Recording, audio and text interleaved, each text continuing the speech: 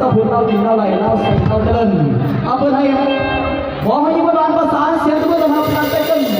เปิดจังหวะเป็นจังหวะระบบต้องยืนเตากันป้าอุ้มคนต้นมาบอกใครม้วนขอเชิญเชื่อ